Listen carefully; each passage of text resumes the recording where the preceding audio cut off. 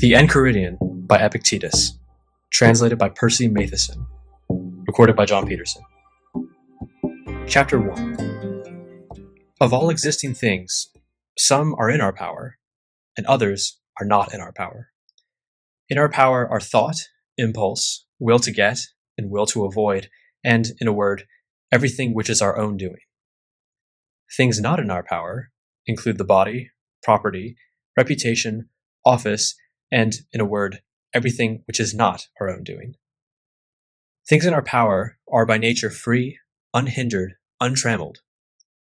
Things not in our power are weak, servile, subject to hindrance, dependent on others. Remember, then, that if you imagine that what is naturally slavish is free, and what is naturally in others is your own, you will be hampered, you will mourn, you will be put to confusion, you will blame gods and men. But if you think that only your own belongs to you, and that what is in others is indeed in others, no one will ever put compulsion or hindrance on you. You will blame none, you will accuse none, you will do nothing against your will, no one will harm you, you will have no enemy, for no harm can touch you. Aiming then at these high matters, you must remember that to attain them requires more than ordinary effort. You will have to give up some things entirely, and put off others for the moment. And if you would have these also, office and wealth, it may be that you will fail to get them, just because your desire is set on the former, and you will certainly fail to attain those things which alone bring freedom and happiness. Make it your study, then, to confront every harsh impression with the words, "You are but an impression, and not at all what you seem to be." Then test it by those rules that you possess, and first by this, the chief test of all. Is it concerned with what is in our power, or with what is not in our power? And if it is concerned with what is not in our power, be ready with the answer that it is nothing to you. Chapter 2. Remember that the will to get promises attainment of what you will, and the will to avoid promises escape from what you avoid. And he who fails to get what he wills is unfortunate, and he who does not escape what he wills to avoid is miserable. If then you try to avoid only what is unnatural in the region within your control, you will escape from all that you avoid. But if you try to avoid disease, or death, or poverty, you will be miserable. Therefore, let your will to avoid have no concern with what is not in man's power. Direct it only to things in man's power that are contrary to nature. But for the moment, you must utterly remove the will to get.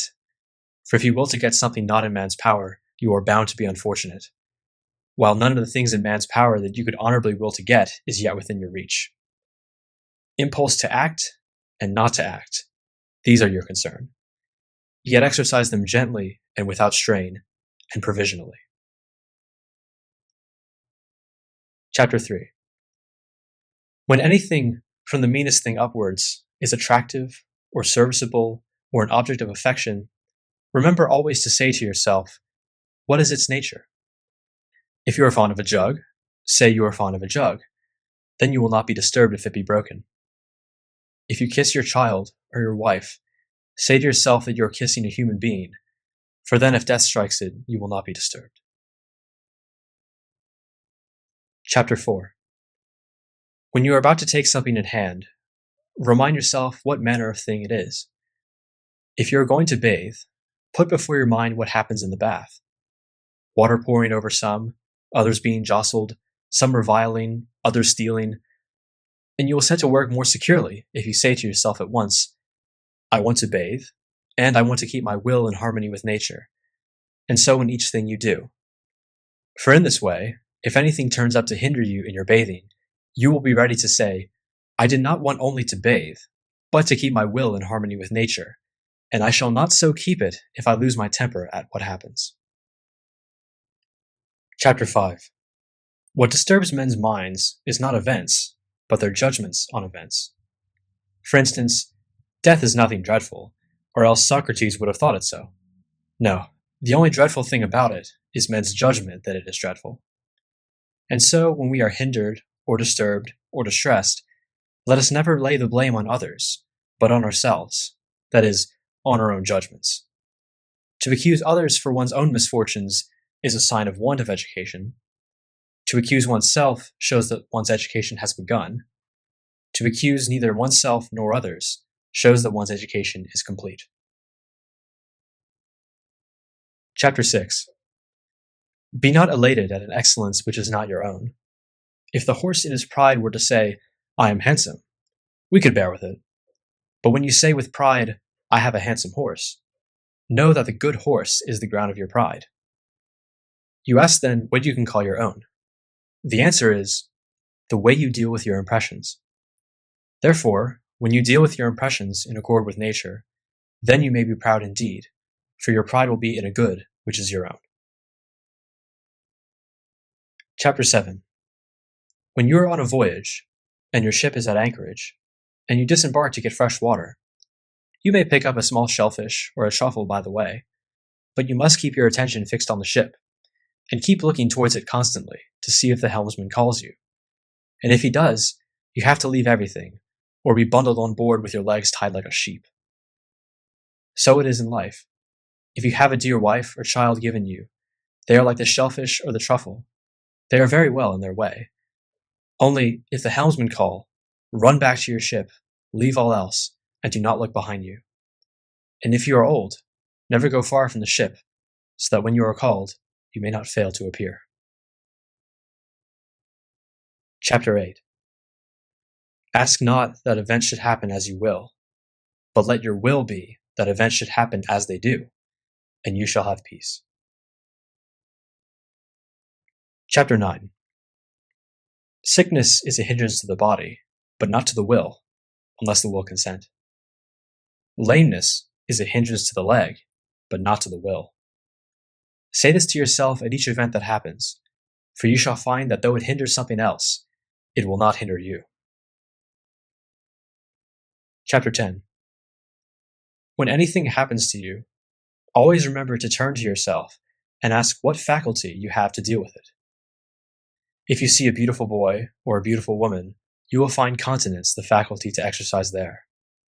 If trouble is laid on you, you will find endurance. If ribaldry, you will find patience. And if you train yourself in this habit, your impressions will not carry you away. Chapter 11. Never say of anything, I lost it, but say, I gave it back. Has your child died? It was given back. Has your wife died? She was given back. Has your estate been taken from you? Was not this also given back? But you say, he who took it from me is wicked. What does it matter to you through whom the giver asked it back? As long as he gives it you, take care of it, but not as your own. Treat it as passers-by treat an inn. Chapter 12.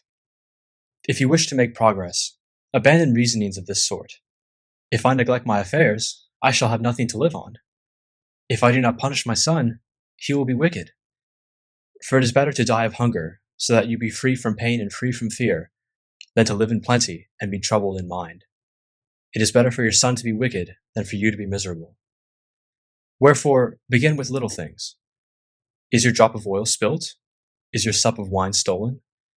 Say to yourself, this is the price paid for freedom from passion. This is the price of a quiet mind.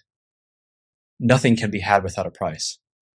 When you call your slave boy, reflect that he may not be able to hear you, and if he hears you, he may not be able to do anything you want. But he is not so well off that it rests with him to give you peace of mind. Chapter 13. If you wish to make progress, you must be content in external matters to seem a fool and a simpleton. Do not wish men to think you know anything, and if any should think you to be somebody, distrust yourself. For know that it is not easy to keep your will in accord with nature, and at the same time keep outward things. If you attend to one, you must needs neglect the other. Chapter 14. It is silly to want your children and your wife and your friends to live forever, for that means that you want what is not in your control to be in your control, and what is not your own to be yours. In the same way, if you want your servant to make no mistakes, you are a fool, for you want vice not to be vice, but something different. But if you want not to be disappointed in your will to get, you can attain to that. Exercise yourself then in what lies in your power. Each man's master is the man who has authority over what he wishes or does not wish, to secure the one or to take away the other. Let him then who wishes to be free not wish for anything or avoid anything that depends on others, or else he is bound to be a slave. Chapter 15. Remember that you must behave in life as you would at a banquet. A dish is handed round and comes to you. Put out your hand and take it politely. It passes you. Do not stop it. It has not reached you. Do not be impatient to get it, but wait till your turn comes.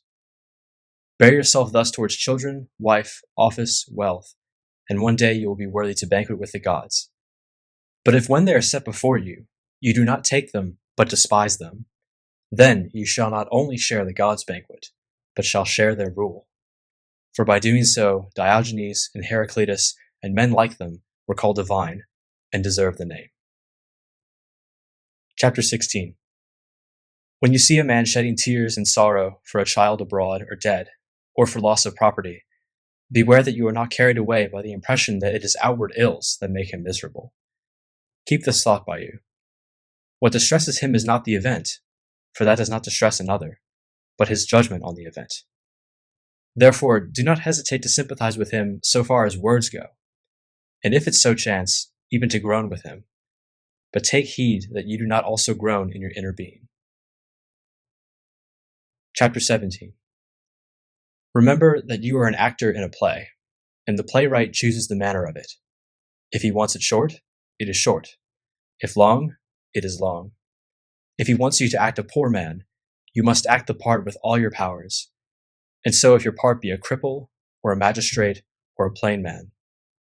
For your business is to act the character that is given you, and act it well. The choice of the cast is another's. Chapter 18. When a raven croaks with evil omen, let not the impression carry you away, but straightway distinguish in your own mind and say, these portents mean nothing to me, but only to my bit of a body, or my bit of property, or name, or my children, or my wife. But for me, all omens are favorable if I will, for, whatever the issue may be, it is in my power to benefit therefrom. Chapter 19. You can be invincible if you never enter on a contest where victory is not in your power. Beware then that when you see a man raised to honor or to great power or high repute, you do not let your impression carry you away. For if the reality of good lies in what is in our power, there is no room for envy or jealousy. And you will not wish to be praetor, or prefect, or consul, but to be free. And there is but one way to freedom, to despise what is not in our power. Chapter 20.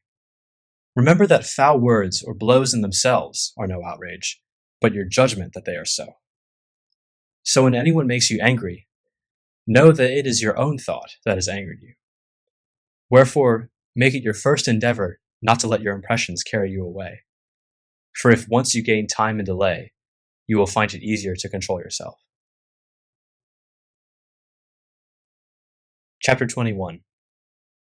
Keep before your eyes from day to day death and exile and all things that seem terrible, but death most of all, and then you will never set your thoughts on what is low and will never desire anything beyond measure. Chapter 22. If you set your desire on philosophy, you must at once prepare to meet with ridicule and the jeers of many who will say, here he is again, turned philosopher. Where has he got these proud looks? Nay, put on no proud looks, but hold fast to what seems best to you, in confidence that God has set you at this post. And remember that if you abide where you are, those who first laugh at you will one day admire you, and that if you give way to them, you will get doubly laughed at. Chapter 23.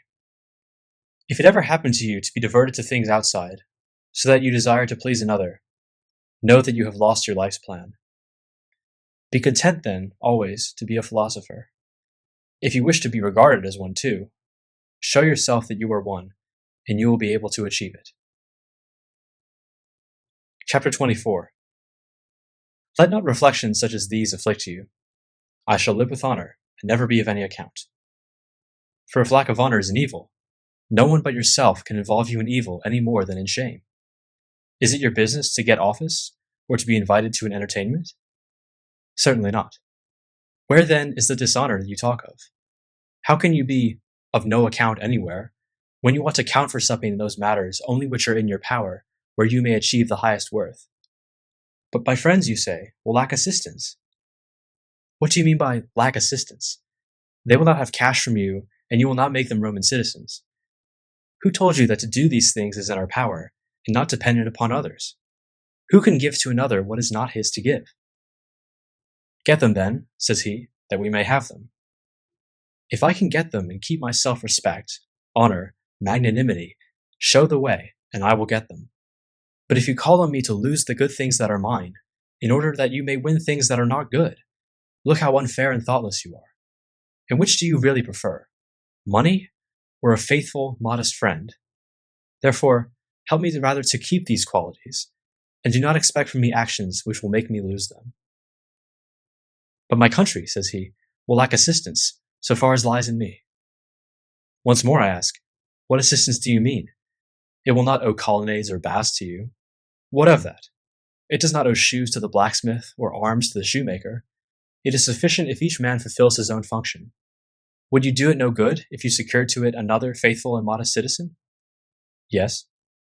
Well then, you would not be useless to it. What place then shall I have in the city? Whatever place you can hold while you keep your character for honor and self-respect. But if you are going to lose these qualities in trying to benefit your city, what benefit, I ask, would you have done her when you attained to the perfection of being lost to shame and honor? Chapter 25. Has someone had precedence of you at an entertainment or a levee, or been called in before you to give advice? If these things are good, you ought to be glad that he got them. If they are evil, do not be angry that you did not get them yourself. Remember that if you want to get what is not in your power, you cannot earn the same reward as others unless you act as they do. How is it possible for one who does not haunt the great man's door to have equal shares with one who does, or one who does not go in his train equality with one who does, or one who does not praise him with one who does? You will be unjust then, and insatiable, if you wish to get these privileges for nothing without paying their price. What is the price of a lettuce? An obol, perhaps? If then a man pays his obol and gets his lettuces, and you do not pay and do not get them, do not think you are defrauded. For as he has the lettuces, so you have the obol you did not give. The same principle holds good too in conduct. You were not invited to someone's entertainment? Because you did not give the host the price for which he sells his dinner. He sells it for compliments, he sells it for attentions. Pay him the price then, if it is to your profit. But if you wish to get the one, and yet not give up the other, nothing can satisfy you in your folly. What, you say? You have nothing instead of the dinner? Nay, you have this. You have not praised the man you did not want to praise. You have not had to bear with the insults of his doorstep. Chapter 26. It is in our power to discover the will of nature from those matters on which we have no difference of opinion. For instance, when another man's slave has broken the wine cup, we are very ready to say at once, such things must happen. Know then that when your own cup is broken, you ought to behave in the same way as when your neighbor's was broken. Apply the same principle to higher matters. Is another's child or wife dead? Not one of us but would say, such is the lot of man. But when one's own dies, straightway one cries, alas, miserable am I. But we ought to remember what our feelings are when we hear it of another. Chapter 27. As a mark is not set up for men to miss it, so there is nothing intrinsically evil in the world. Chapter 28. If anyone trusted your body to the first man he met, you would be indignant, but yet you trust your mind to the chance corner, and allow it to be disturbed and confounded if he revile you. Are you not ashamed to do so? Chapter 29. In everything you do, consider what comes first and what follows, and so approach it. Otherwise, you will come to it with a good heart at first, because you have not reflected on any of the consequences, and afterwards, when difficulties have appeared, you will desist to your shame. Do you wish to win at Olympia? So do I, by the gods, for it is a fine thing. But consider the first steps to it, and the consequences, and so lay your hand to the work. You must submit to discipline, eat to order, touch no sweets, train under compulsion, at a fixed hour, in heat and cold, drink no cold water, nor wine, except by order.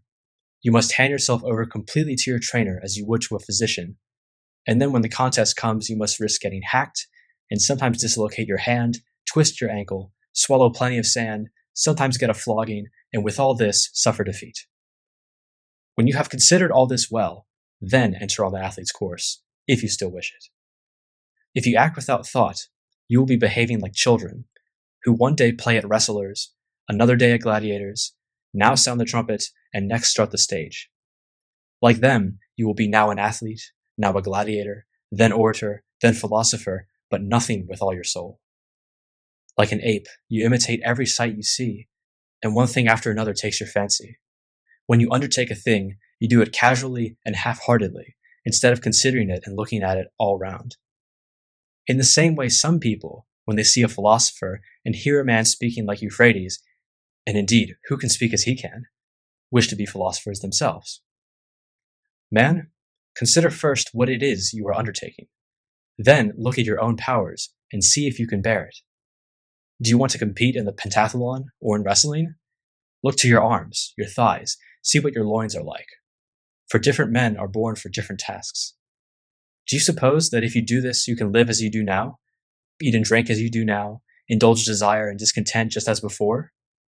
Nay, you must sit up late, work hard, abandon your own people, be looked down on by a mere slave, be ridiculed by those who meet you, get the worst of it in everything, in honor, in office, in justice, in every possible thing. This is what you have to consider, whether you are willing to pay this price for peace of mind, freedom, tranquility. If not, do not come near. Do not be, like the children, first a philosopher, then a tax collector, then an orator, then one of Caesar's procurators. These callings do not agree. You must be one man, good or bad. You must develop either your governing principle or your outward endowments. You must study either your inner man or outward things. In a word, you must choose between the position of a philosopher and that of a mere outsider. Chapter 30. Appropriate acts are in general measured by the relations they are concerned with. He is your father. This means you are called on to take care of him, give way to him in all things, bear with him if he reviles or strikes you. But he is a bad father. Well, have you any natural claim to a good father? No, only to a father. My brother wrongs me. Be careful then to maintain the relation you hold to him, and do not consider what he does, but what you must do if your purpose is to keep in accord with nature. For no one shall harm you without your consent. You will only be harmed when you think you are harmed. You will only discover what is proper to expect from neighbor, citizen, or praetor if you get into the habit of looking at the relations implied by each. Chapter 31. For piety towards the gods, know that the most important thing is this: to have right opinions about them, that they exist, and that they govern the universe well and justly, and to have set yourself to obey them, and to give way to all that happens, following events with a free will, in the belief that they are fulfilled by the highest mind. For thus you will never blame the gods, nor accuse them of neglecting you. But this you cannot achieve, unless you apply your conception of good and evil to those things only which are in our power, and not to those which are out of our power.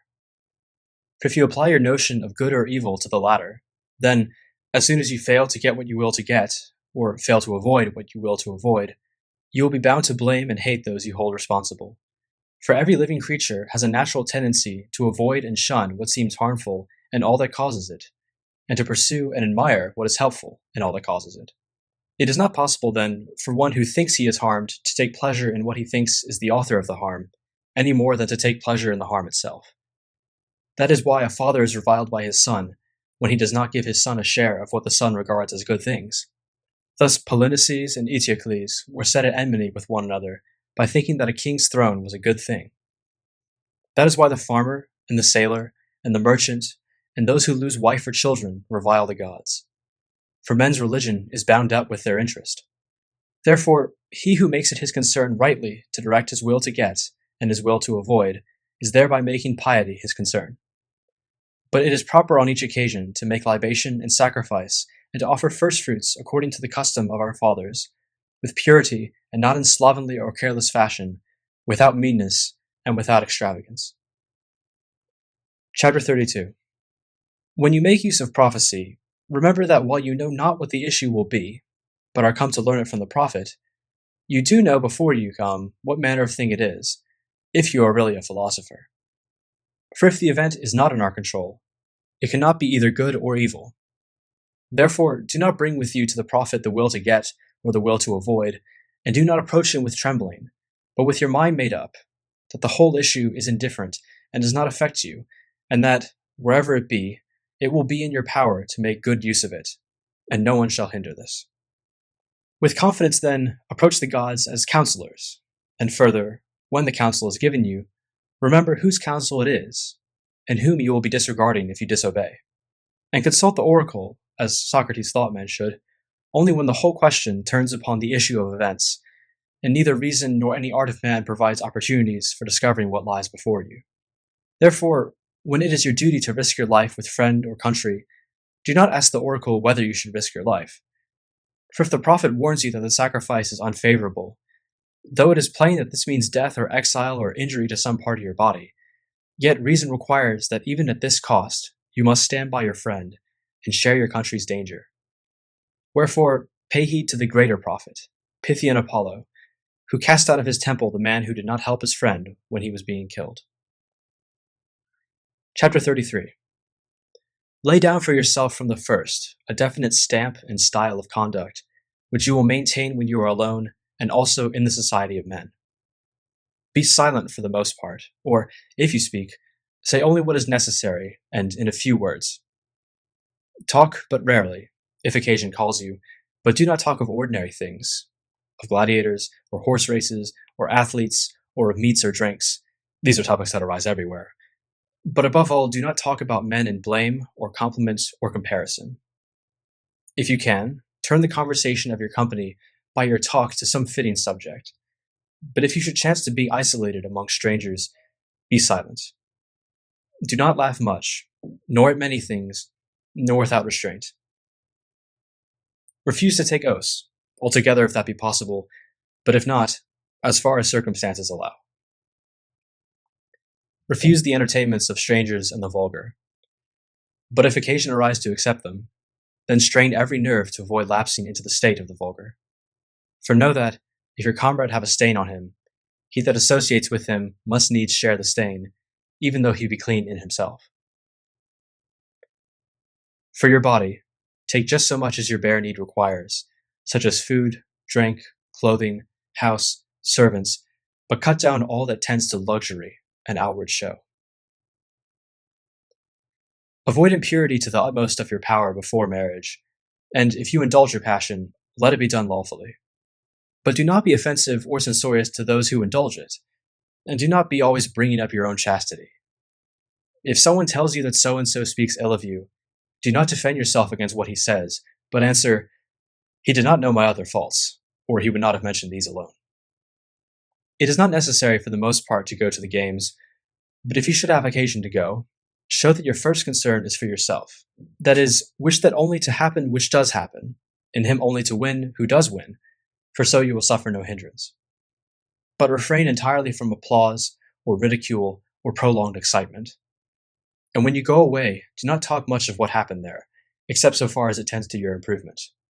For to talk about it implies that the spectacle excited your wonder. Do not go lightly or casually to hear lectures, but if you do go, maintain your gravity and dignity, and do not make yourself offensive. When you are going to meet anyone, and particularly some man of reputed eminence, set before your mind the thought, what would Socrates or Zeno have done? And you will not fail to make proper use of the occasion. When you go to visit some great man, prepare your mind by thinking that you will not find him in, that you will be shut out, that the doors will be slammed in your face, that he will pay no heed to you. And if in spite of all this you find it fitting for you to go and bear what happens, and never say to yourself, "It was not worth all this," for that shows a vulgar mind, and one at odds with outward things. In your conversation, avoid frequent and disproportionate mention of your own doings or adventures, for other people do not take the same pleasure in hearing what has happened to you as you take in recounting your adventures. Avoid raising men's laughter, for it is a habit that easily slips into vulgarity, and it may well suffice to lessen your neighbor's respect. It is dangerous, too, to lapse into foul language. When anything of the kind occurs, rebuke the offender, if the occasion allow, and if not, make it plain to him by your silence, or a blush or a frown, that you are angry at his words. Chapter 34. When you imagine some pleasure, beware that it does not carry you away like other imaginations. Wait a while, and give yourself pause. Next, remember two things: how long you will enjoy the pleasure, and also how long you will afterwards repent and revile yourself. And set on the other side the joy and self-satisfaction you will feel if you refrain. And if the moment seems come to realize it, take heed that you be not overcome by the winning sweetness and attraction of it. Set in the other scale the thought how much better is the consciousness of having vanquished it. Chapter 35. When you do a thing because you have determined that it ought to be done, never avoid being seen doing it, even if the opinion of the multitude is going to condemn you. For if your action is wrong, then avoid doing it altogether. But if it is right, why do you fear those who will rebuke you wrongly? Chapter 36. The phrases, "it is day," and "it is night," mean a great deal if taken separately, but have no meaning if combined. In the same way, to choose the larger portion at a banquet may be worthwhile for your body, but if you want to maintain social decencies, it is worthless. Therefore, when you are at meat with another, remember not only to consider the value of what is set before you for the body, but also to maintain your self-respect before your host. Chapter 37. If you try to act a part beyond your powers, you not only disgrace yourself in it, but you neglect the part which you could have filled with success. Chapter 38. As in walking you take care not to tread on a nail or to twist your foot, so take care that you do not harm your governing principle. And if we guard this in everything we do, we shall set to work more securely. Chapter 39. Every man's body is a measure for his property, as the foot is the measure for his shoe. If you stick to this limit, you will keep the right measure. If you go beyond it, you are bound to be carried away down a precipice in the end. Just as with the shoe, if once you go beyond the foot, your shoe puts on gilding and soon purple and embroidery. For when once you go beyond the measure, there is no limit. Chapter 40. Women from 14 years upwards are called madam by men. Wherefore, when they see that the only advantage they have got is to be marriageable, they begin to make themselves smart and to set all their hopes on this. We must take pains then to make them understand that they are really honored for nothing but a modest and decorous life. Chapter 41. It is a sign of a dull mind to dwell upon the cares of the body, to prolong exercise, eating, drinking, and other bodily functions. These things are to be done by the way. All your attention must be given to the mind. Chapter 42. When a man speaks evil or does evil to you, remember that he does or says it because he thinks it is fitting for him.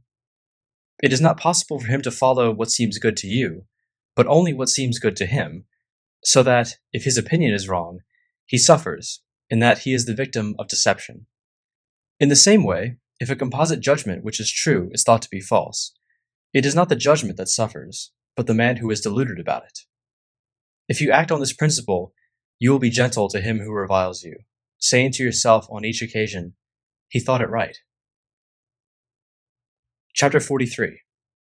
Everything has two handles, one by which you can carry it, the other by which you cannot. If your brother wrongs you, do not take it by that handle, the handle of his wrong, for you cannot carry it by that, but rather by the other handle, that he is a brother, brought up with you, and then you will take it by the handle that you can carry by. Chapter 44. It is illogical to reason thus: I am richer than you, therefore I am superior to you. I am more eloquent than you, therefore I am superior to you. It is more logical to reason: I am richer than you, therefore my property is superior to yours. I am more eloquent than you, therefore my speech is superior to yours. You are something more than property or speech. Chapter 45. If a man wash quickly, do not say that he washes badly, but that he washes quickly. If a man drank much wine, do not say that he drinks badly, but that he drinks much. For till you have decided what judgment prompts him, how do you know that he acts badly? If you do as I say, you will assent to your apprehensive impressions and to none other. Chapter 46. On no occasion call yourself a philosopher, nor talk at large of your principles among the multitude, but act on your principles. For instance, at a banquet, do not say how one ought to eat, but eat as you ought. Remember that Socrates had so completely got rid of the thought of display that when men came and wanted an introduction to philosophers, he took them to be introduced. So patient of neglect was he. And if a discussion arise among the multitude on some principle, keep silent for the most part, for you are in great danger of blurting out some undigested thought. And when someone says to you, "You know nothing," and you do not let it provoke you, then know that you are really on the right road. For sheep do not bring grass to their shepherds and show them how much they have eaten, but they digest their fodder and then produce it in the form of wool and milk. Do the same yourself. Instead of displaying your principles to the multitude, show them the results of the principles you have digested. Chapter 47. When you have adopted the simple life, do not pride yourself upon it, and if you are a water drinker, do not say on every occasion, "I am a water drinker." And if you ever want to train laboriously, keep it to yourself, and do not make a show of it. Do not embrace statues. If you are very thirsty, take a good draught of cold water, and rinse your mouth, and tell no one. Chapter 48. The ignorant man's position and character is this. He never looks to himself for benefit or harm, but to the world outside him. The philosopher's position and character is that he always looks to himself for benefit and harm. The signs of one who is making progress are, he blames none, praises none, complains of none, accuses none, never speaks of himself as if he were somebody or as if he knew anything. And if anyone compliments him, he laughs in himself at his compliment. And if one blames him, he makes no defense. He goes about like a convalescent, careful not to disturb his constitution on its road to recovery until it has got firm hold. He has got rid of the will to get, and his will to avoid is directed no longer to what is beyond our power, but only to what is in our power and contrary to nature. In all things, he exercises his will without strain. If men regard him as foolish or ignorant, he pays no heed. In one word, he keeps watching guard on himself as his own enemy, lying in wait for him. Chapter 49. When a man prides himself on being able to understand and interpret the books of Chrysippus, say to yourself, if Chrysippus had not written obscurely, this man would have had nothing on which to pride himself.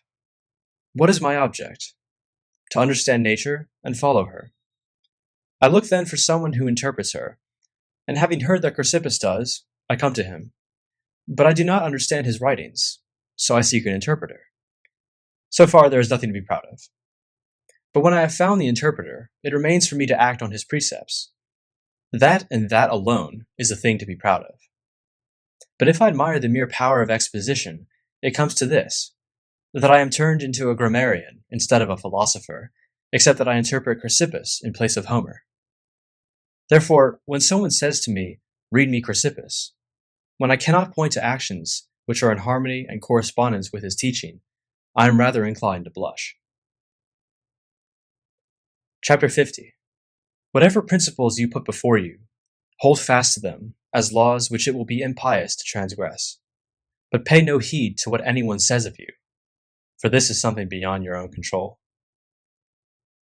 Chapter 51. How long will you wait to think yourself worthy of the highest, and transgress in nothing the clear pronouncement of reason?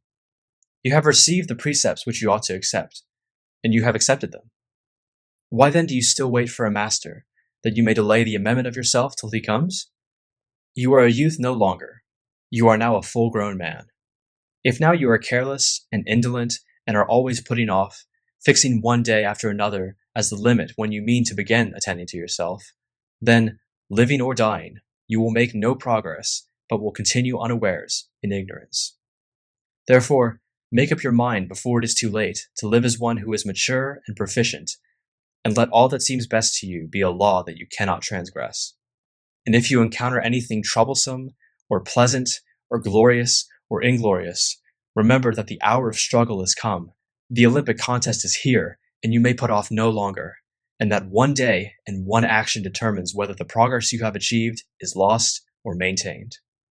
This was how Socrates attained perfection, paying heed to nothing but reason in all that he encountered. And if you are not yet Socrates, yet ought you to live as one who would wish to be a Socrates. Chapter 52. The first and most necessary department of philosophy deals with the application of principles. For instance, not to lie. The second deals with demonstrations. For instance, how comes it that one ought not to lie? The third is concerned with establishing and analyzing these processes. For instance, how comes it that this is a demonstration? What is demonstration? What is consequence? What is contradiction? What is true? What is false? It follows then that the third department is necessary because of the second, and the second because of the first. The first is the most necessary part, and that in which we must rest. But we reverse the order. We occupy ourselves with the third, and make that our whole concern, and the first we completely neglect. Wherefore, we lie, but are ready enough with the demonstration that lying is wrong. Chapter 53. On every occasion, we must have these thoughts at hand. Lead me, O Zeus, and lead me, destiny, whither ordained it is by your decree. I'll follow, doubting not, or if with will, recreant I falter, I shall follow still. Cleanthes. Who rightly with necessity complies, in things divine we count him skilled and wise. Euripides, fragment 965. Well, Crito, if this be the god's will, so be it. Plato, Crito, 43d. Anytus and Meletus have power to put me to death, but not to harm me. Plato, Apology, 30c. End of The Enchiridion by Epictetus, translated by Percy Matheson.